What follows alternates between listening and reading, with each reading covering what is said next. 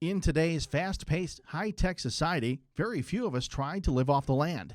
One local man, Craig Wasdorp, founder of Little Sprouts Farms, has chosen to do just that along with his family.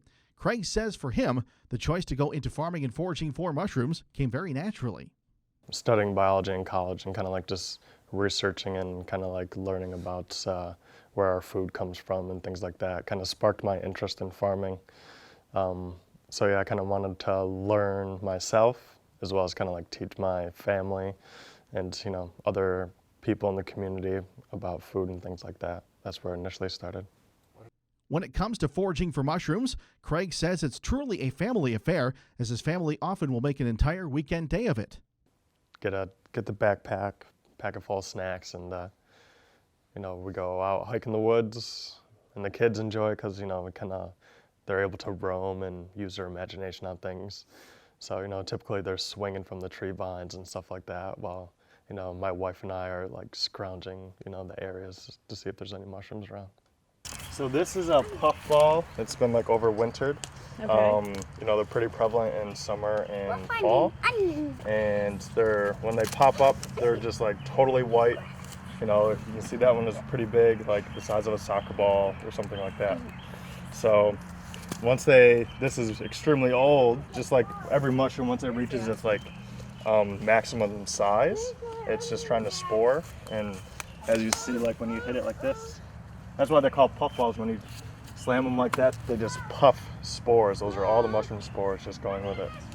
So I was really concerned because obviously this has tons of spores. If you were to hit that and you breathe all those in, that's not something you really want to do.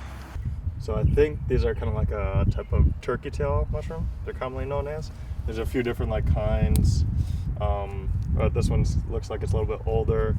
As you can see, these ones are like type of red. It looks like it's, you know, just kind of like old and decaying. But these type of mushrooms aren't really like an edible variety.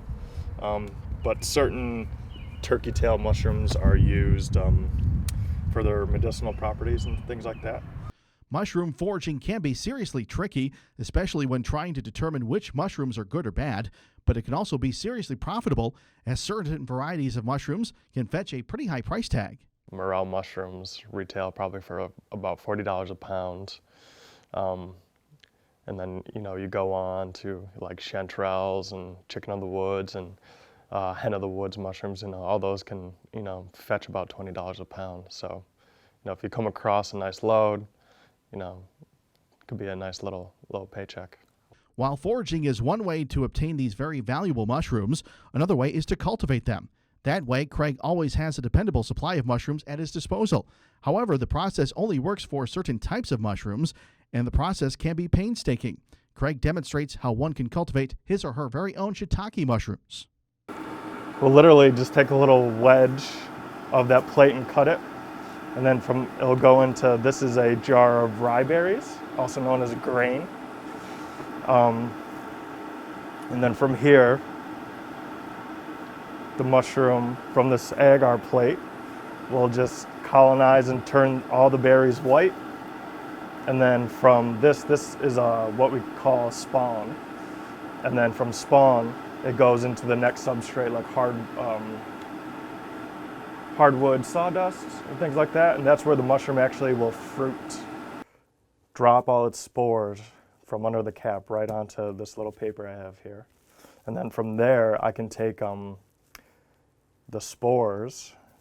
I have like a little inoculation loop. So it's just like a round thing like that. And from there, I can take a little loop of spores and we can expand it onto a plate of agar. And then from there, the spores will grow and expand. And then, you know, they go in a couple flasks and then they'll sit inside this pressure cooker. And then I'm bringing the media up to 15 PSI. And, you know, I cook that for an extended period of time, depending on what media I'm using. Still, farming and foraging doesn't pay all the bills, so Craig has to make do by keeping separate employment, working nights as a server at a local steakhouse to make ends meet. Between holding a full-time job, running a startup farm, and helping raise a young family, Craig's ability to manage his time is crucial, as every moment of his day needs to be planned out meticulously. You know, I have a very young family, 3 kids, you know, ages 7, 4, and 2, and and a wife. So there's definitely needs that need to be met at the house and with the kids. So it's been, over the years, we continue to like fine tune our scheduling and stuff, you know, making sure I'm putting in enough time at the farm as well as putting in enough intentional time with the family. While Craig would certainly like to see Little Sprout Farms become a profitable venture, he says he has other motivation as well. Yeah, when I'm looking at myself in 5 years, like being able to teach, and I think that's a big part of the business is, you know, because people are really unknown or really don't know much about mushrooms. So we definitely see that as a big avenue for to grow the business, is to have that ability to teach and educate people.